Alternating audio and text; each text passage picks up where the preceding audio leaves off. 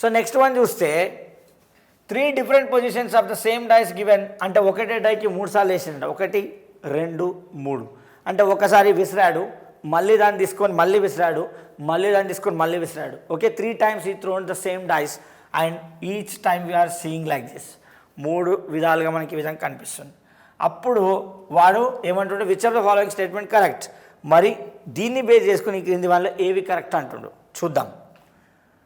Okay, just you can compare అండి. First ఈ రెండిట్లో కామన్ ఏమైనా ఉందా? So 1 2 1 2 is a common. So 3కి 5 అపోజిట్, అంతేనా? 1 2 1 2 కామన్, 3కి 5 అపోజిట్. చూడు, 1 2 1 2 కామన్, 3కి 5 అపోజిట్. 3కి 5 అపోజిట్ ఉందా ఏమన్నా?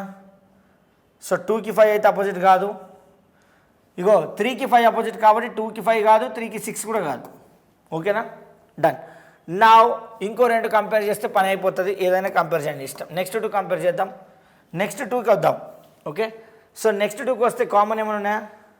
సో 5 2 కామన్ ఉంది చూడండి, 5 2 5 2 కామన్ ఉంది కాబట్టి 1కి 6 ఆపోజిట్. 5 2 5 2 కామన్, 1కి 6 ఆపోజిట్. సో 1కి 6 ఆపోజిట్ ఆప్షన్ సి ఉంది కదా, ఇగో 1కి 6 ఆపోజిట్. సో 1కి 6 ఆపోజిట్ ఆప్షన్ సి ఇచ్చారు, అంతేగాని 1కి 4 ఆపోజిట్ కాదు. ఎలిమినేషన్ మెథడ్ అర్థమైందా? First what I did guys, ఏం చేశా, first I compared first 2, then I got 2 common faces which is 1 2 1 2 in both dice. So then I take in remaining 2 faces opposite to each other. 2 compare చేశాను, అప్పుడు 1 2 1 2 common ఉన్నాయి రెండిట్లో కూడా, అప్పుడు మిగిలిన 2 ఫేసులు opposite. So obviously ఏదేది ఆపోజిట్? సో 3కి 5 opposite. మరి 3కి 5 ఆపోజిట్ అని రాసినప్పుడు 5కి 3 ఆపోజిట్ కాదు, 3కి 6 ఆపోజిట్ కాదు.